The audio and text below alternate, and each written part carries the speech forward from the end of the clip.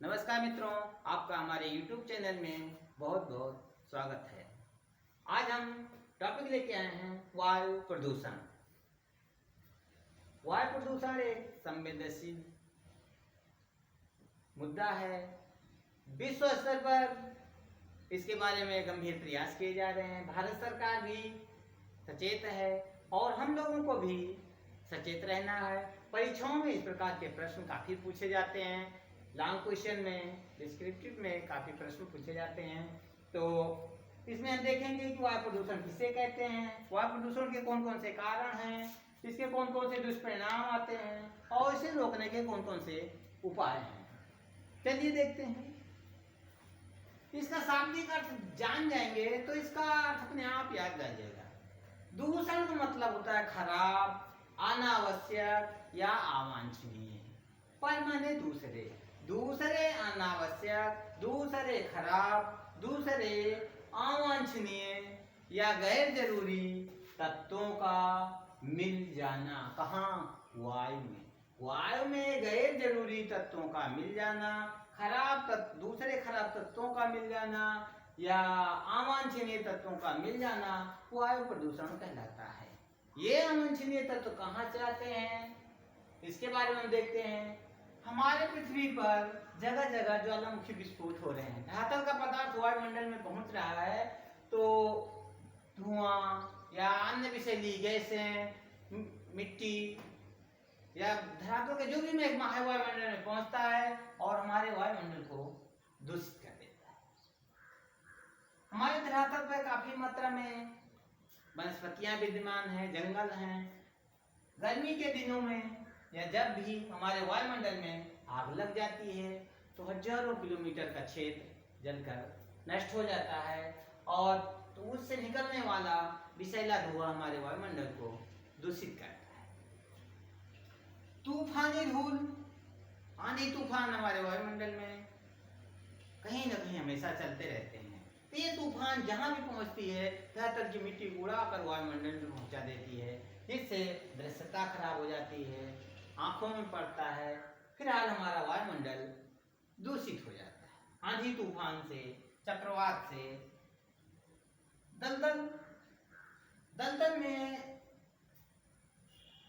दलदल होने की वजह से वहाँ बहुत सारी वनस्पतियां उगती हैं। ये वनस्पतियां उसी दलदल में सड़ती गलती रहती हैं। सड़ने गलने से भी बहुत सारी दुर्गंध वायुमंडल में पहुंचती है और वायुमंडल दूषित होने लगता है। ताप विद्युत ग्रह, ताप विद्युत ग्रहों में कोयले का उपयोग होता है। कोयला जलता है तो उससे निकलने वाला धुआं वायुमंडल में ही पहुंचता है और वायुमंडल को दूषित करता है। बिजली बनाने का सबसे ज्यादा काम कोयले से ही होता है। घरेलू ईंधन, हमारे भारत में लगभग 60% घरेलू ऊर्जा का स्रोत ये लकड़ी ही है। इन लकड़ियों को जलाने से हमारे वायुमंडल में बहुत सारा धुआं पहुंचता है और वायुमंडल दूषित होता है। उद्योग धंधे, पृथ्वी पे बहुत सारे उद्योग प्रधान देश हैं। उद्योग प्रधान न भी हैं तो उद्योग तो जरूर ही हैं। हमारे भारत में दिल्ली, मुंबई, कहीं भी देखें तो उद्योग धंधे मिल जाते हैं, छोटे हों या बड़े हों। तो उनसे बहुत सारा पदार्थ धुआं के रूप में वायुमंडल में पहुंचता रहता है, जिससे हमारा वायुमंडल दूषित होता है। कृषि कार्य करते हैं तो इसमें बहुत सारा रसायनों का प्रयोग करते हैं। कृषि के पदार्थों को जलाते हैं तो हमारा वायुमंडल दूषित होता है। कुछ ऐसे फसलें होती हैं जिनके परागण से भी वायुमंडल दूषित होता है। परिवहन, हमारे धरातल पर 2 पहिया वाहन, 3 पहिया वाहन, 4 पहिया वाहन, सड़क पर चलने वाले, रेल से चलने वाले, हवाई चलने वाले, जल पे चलने वाले वाहनों से भी काफी मात्रा में धुआं निकलता है और वायुमंडल में पहुंचता है। वायुमंडल दूषित होता है। बम विस्फोट, आए दिन जगह जगह बम विस्फोट होते हैं, गोलियां चलती हैं, तब भी धुआं निकलता है। और आतिशबाजी, हम लोग शादी विवाह में, त्योहार में बम विस्फोट करते हैं तो बहुत सारा धुआं निकलता है और वायुमंडल में ही पहुंचता है, वायुमंडल दूषित होता है। रासायनिक उर्वरक, कृषि करते हैं तो कृषि में विभिन्न प्रकार के रसायनों का उर्वरक के रूप में, कीटनाशक के रूप में उपयोग करते हैं, जो अंततः हमारे वायुमंडल में पहुंचता है। चाहे फुब्बारे के रूप में हम कर रहे हैं, फसलों पे लगा रहे हैं, कीड़े मारने के लिए मार रहे हैं, उर्वरक के लिए कर रहे हैं, तो ये सब कीटनाशक भी हमारे वायुमंडल को नुकसान पहुंचाते हैं। तो ये सब कारण है जिससे हमारा वायुमंडल दूषित हो रहा है। अब दूषित तो हो रहा है तो इसके दुष्परिणाम आ रहे हैं सामने, इसके नुकसान दिखाई दे रहे हैं। तो नुकसान किस किस को हो रहा है हम देखते हैं। सबसे पहला नुकसान मनुष्यों पे पड़ रहा है। दमा की बीमारी, आँख की बीमारी, चर्म रोग, उम्र कम हो जाना, खान पान, मोटापा जैसी बहुत सारी बीमारियां मनुष्यों को लग जाती हैं, पेट खराब होना इत्यादि। तो मनुष्यों पर यह दुष्प्रभाव डाल रहा है। मनुष्यों की त्वचा का रंग बदल जाता है, बहुत सारी आवाजें, जीन्स भी परिवर्तित हो जा रहे हैं, बच्चों पहले के जैसे अब नहीं पैदा हो रहे हैं, आयु कम होती जा रही है, इत्यादि मानव पर ये प्रभाव पड़ते हैं। अन्य जीव जंतुओं पर भी यही फर्क है।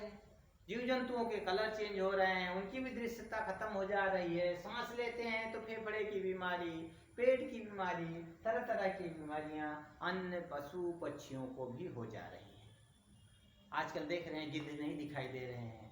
यही वजह है कि कहीं ना कहीं प्रदूषण हुआ है, चाहे वो जिस रूप में ही हुआ हो, तो ये विनष्ट के कगार पर पहुंच गए हैं। विभिन्न प्रकार की वनस्पतियां, वायु प्रदूषण होता है तो वनस्पतियों के पत्तियों पर, फूलों पर, फलों पर, यहाँ तक कि उनकी टहनियों और तनों पर भी, जड़ों पर भी इन सब का वायु प्रदूषण का फर्क देखने को मिलता है और काफ़ी हद तक फर्क पड़ रहा है। और ये सूख सूख के नष्ट होती चली जा रही है। जगह जगह देखिए वनस्पतियाँ खत्म होती जा रही हैं। हमारे वायुमंडल में जो वायु है, गैसों का मिश्रण है, वो एक कुछ निश्चित अनुपात में है। अनावश्यक तत्व मिल जाते हैं तो उनके अनुपात में बदलाव आ जाता है। ज्वालामुखी विस्फोट हुआ, हाइड्रोजन, ऑक्सीजन, कार्बन डाइऑक्साइड गैसें मिल जाती हैं अतिरिक्त मात्रा में, तो वायुमंडल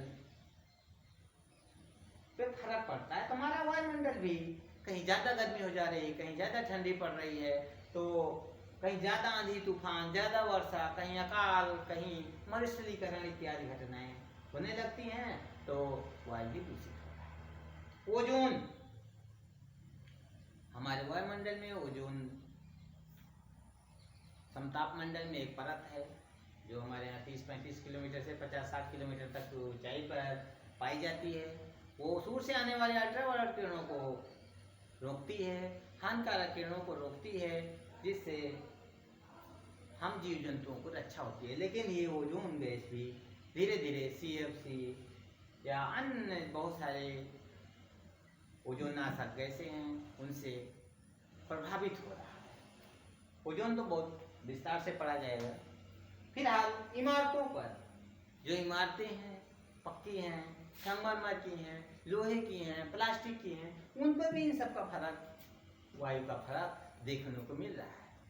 कहा जा रहा है कि ताजमहल पर अम्ल वर्षा के कारण या धुएं इत्यादि के कारण काफ़ी निशान बन जा रहे हैं, वो उसका कलर चेंज हो जा रहा है। तो इस प्रकार इमारतें भी डिस्कलर होती चली जा रही हैं। अब हम देखते हैं कि वायु प्रदूषण को रोकने के कौन कौन से हमें उपाय करने चाहिए कि वायु प्रदूषण ना हो। सबसे पहला उपाय है धुआं रहित ईंधन का प्रयोग। हम लोग ईंधन के रूप में लकड़ियों का या गैसों का उपयोग करते हैं, तो हम वैसे ईंधनों का प्रयोग करें जिससे हमारे वायुमंडल में धुआं न पहुँचे, चाहे वो सौर ऊर्जा के रूप में हो, बैटरी ऊर्जा के रूप में हो, विद्युत ऊर्जा के रूप में हो।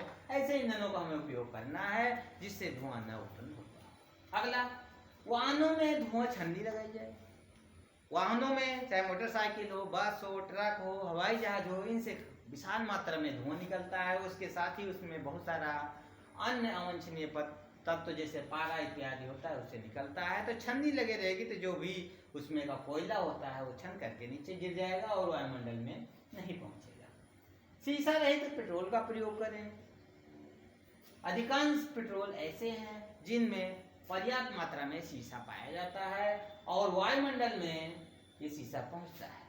तो कुछ ऐसे ईंधन आ गए हैं जैसे सीएनजी, इससे शीशा नहीं निकलता है। इस प्रकार के हमें पेट्रोल का उपयोग करना है। प्रदूषण की जांच समय समय पर हमें गाड़ियों की प्रदूषण जांच करनी चाहिए और अनिवार्य कर देना चाहिए कि प्रदूषण जांच जरूर कराएं, चाहे वो पुराने इंजन हो चाहे नए इंजन हो, लेकिन प्रदूषण जांच अवश्य हो। चाहे 2 पहिया हो, 3 पहिया हो, 4 पहिया हो, बस, ट्रक, रेल, कुछ भी हो। पुराने वाहनों पर रोक लगा देनी चाहिए।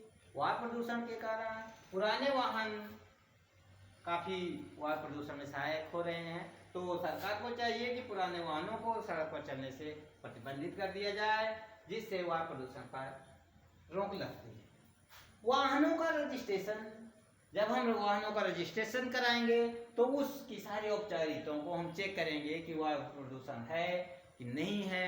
समय समय पर रजिस्ट्रेशन रहने से पुरानी गाड़ियां रोड पर नहीं चल सकती। अगला, उन्नत प्रौद्योगिकी। हमें प्राचीन काल की उन्नत प्रौद्योगिकी, कोयले पे आधारित या ज्यादा धुआं देने वाले या भट्टियों का प्रयोग न करके आज की आधुनिक टेक्नोलॉजी का प्रयोग करना है, जिससे धुआं न उत्पन्न होता हो और हमारा वायुमंडल दूषित रहे, प्रदूषण से मुक्त रहे। अगला, अपशिष्ट उपचार।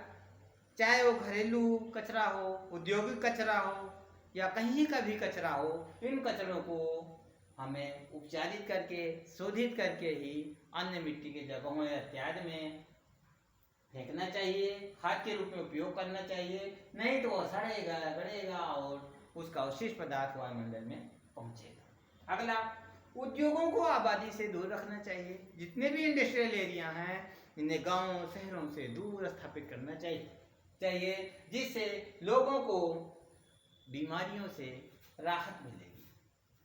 अगला, चिमनियों का मानदंड। उद्योगों से निकलने वाली चिमनियां अगर नजदीक होती हैं तो वो आबादी के क्षेत्रों में धुआं उड़ता रहता है। यदि ऊंचाई पे होगा तो वो अपर वायुमंडल में चला जाएगा। तथा चिमनियों का कुछ एक निश्चित मानदंड हो और उस स्तर पर ही लगाई जाए। बहुत लोगों की कंपनियों में चिमनियों का प्रयोग ही नहीं होता है, धुआं उड़ता रहता है। जैविक खादों का प्रयोग। हमें रासायनिक खादों का प्रयोग नहीं करना चाहिए। कुछ फव्वारे के रूप में या कीटनाशकों का भी हम उपयोग करते हैं तो सब उड़ उड़ के वायुमंडल में पहुंचता है। तो हमें जैविक खादों का प्रयोग करें, रासायनिक खादों का प्रयोग न करें, नहीं तो वायुमंडल दूषित होगा। जन जागरूकता। वायुमंडल या वायु प्रदूषण हो रहा है, इसके बारे में हमें जनता को जागरूक करना है कि किन कारणों से वायु प्रदूषण हो रहा है, इसके कौन कौन से दुष्परिणाम हो रहे हैं और रोकने के कौन कौन से उपाय हो सकते हैं। यदि जनता जागरूक रहेगी, जानती रहेगी इनके दुष्परिणामों को, तो वह वायुमंडल को दूषित होने से अवश्य बचाएगी। कठोर कानून। यदि कोई व्यक्ति वायु प्रदूषण पर बनाए गए कानूनों का उल्लंघन करता है तो उसको कठोर से कठोर सजा दी जाए, जिससे लोग डर करके कानून का पालन करेंगे और वायु प्रदूषण से होने वाले दुष्प्रभावों या उनके कार्यों को नहीं करेंगे कि वायु प्रदूषण हो। फिलहाल वीडियो लंबा हो रहा है तो आशा करते हैं कि ये समझ में आ गया होगा। बहुत ज़्यादा न बोलते हुए इसी पर अपनी वाणी को विराम देते हैं। जय हिंद।